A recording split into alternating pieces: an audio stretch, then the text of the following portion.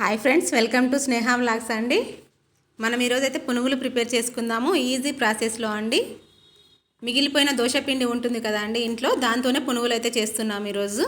ముందుగా అయితే చట్నీ ప్రిపేర్ చేసుకుందాము. దానికోసమని పల్లీలు వేయించుకుంటున్నాను. ఇక్కడ పల్లీలు వేగిపోయాయి, దానిని ఒక మిక్సీ జార్లోకి తీసుకోండి. అదే గిన్నెలో 2-3 పచ్చిమిర్చి తీసుకొని వేయించుకోండి, కొద్దిగా ఆయిల్ వేసి.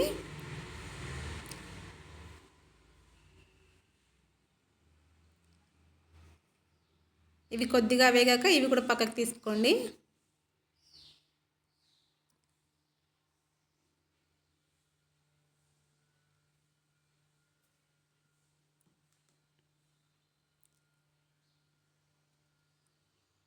కొద్దిగా చింతపండు వేసుకుంటున్నానండి.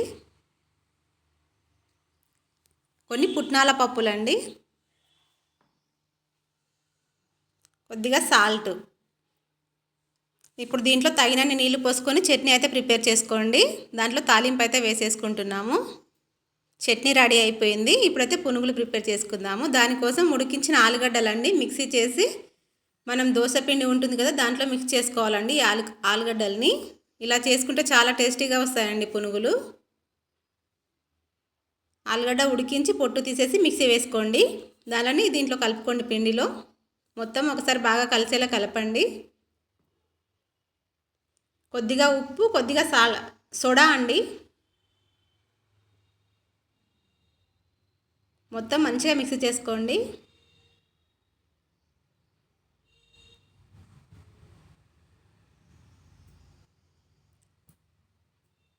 ఇప్పుడు కాగిన నూనెలో కొద్దిగా పునుగుల్లాగా వేసుకోండి.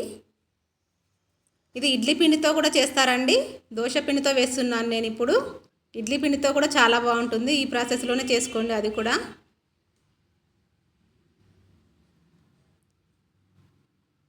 పైన క్రిస్పీగా, లోపల సాఫ్ట్గా చాలా బాగుంటాయి పునుగులు.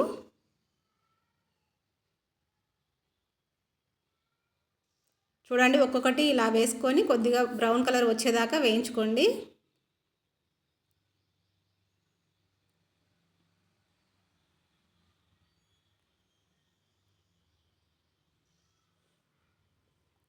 ఇవి పక్కకు తీసుకొని మళ్ళీ అలాగే వేసుకోండి.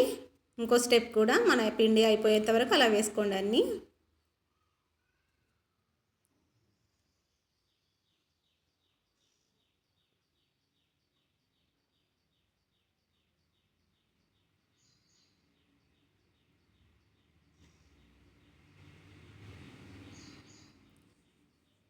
ఇంతే అండి, వేడి వేడి పునుగులు చాలా బాగుంటాయండి.